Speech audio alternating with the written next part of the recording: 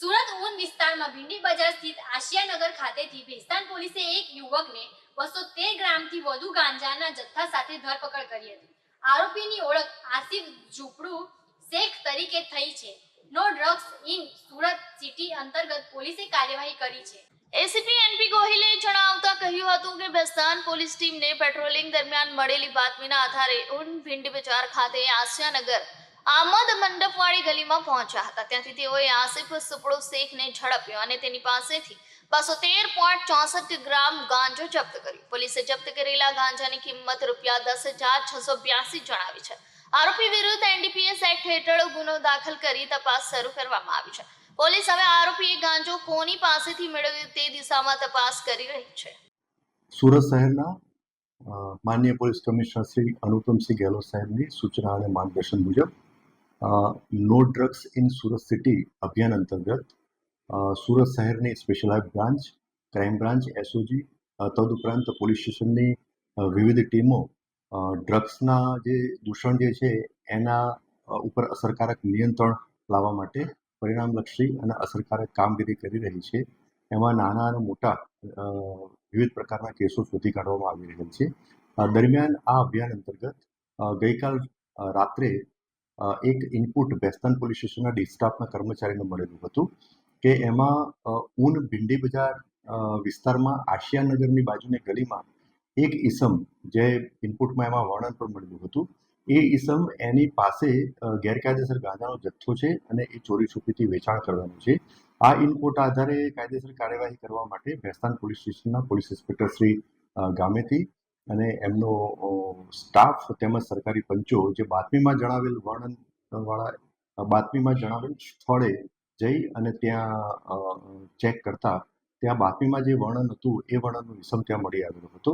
તેની અંગ ઝડતી કરતા અને પ્રાથમિક પૂછપરછ કરતા તેની અંગ ઝડતીમાં એક પ્લાસ્ટિકની કાળી થેલીમાં એક વનસ્પતિજન્ય ભીનો ઘેરા લીલા કલરનો ડાળખા, પાંદડા અને બીજ સાથેનો એક વનસ્પતિજન્ય પદાર્થ મળી આવેલો હતો.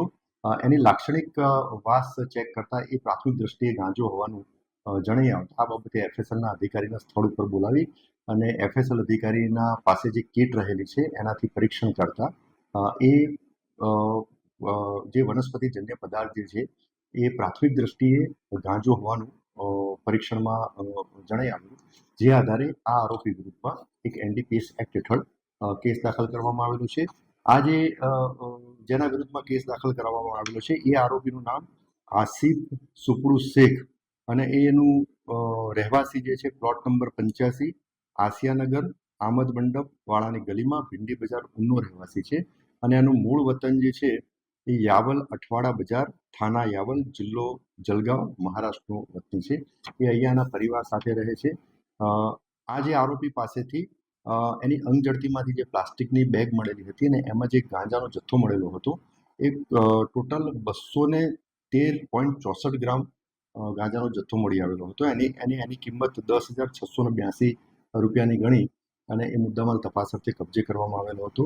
આરોપીની પ્રાથમિક પૂછપરછમાં એણે એવું જણાવેલું છે એ એક અજાણ્યા વ્યક્તિએ એને ગાંજાનો જથ્થો એને વેચેલો હતો. હાલમાં એનું નામ જણાવેલ નથી, પરંતુ આરોપીની પોલીસ કસ્ટડી રિમાન્ડ મેળવવા માટેની કાર્યવાહી ચાલુ છે. તપાસ દરમિયાન આરોપીની કોઈ ગુનાહિત ઇતિહાસ પણ જણાઈ આવતું નથી અને આ આરોપીની પ્રાથમિક પૂછપરછમાં એવું જણાઈ આવે છે કે છેલ્લા એકાદ મહિનાથી એ આ ગાંજાનો ગેરકાયદેસર વેપાર કરે છે અને એ થોડી ઓછી કિંમતમાં ગાંજાનો જથ્થો લાવે છે અને નાની પ્લાસ્ટિકની કોથળીમાં બનાવી અને છૂટક ગાંજાનો જથ્થો વેચાણ કરે છે ગેરકાયદેસર રીતે. એટલે આ બાબતની મોડસ ઓપરેન્ડીથી એક ડ્રગ પેડલર તરીકે આ રીતના ગાંજાનો જથ્થાનું વેચાણ કરે છે. તો એ બાબતની હાલમાં તપાસ પણ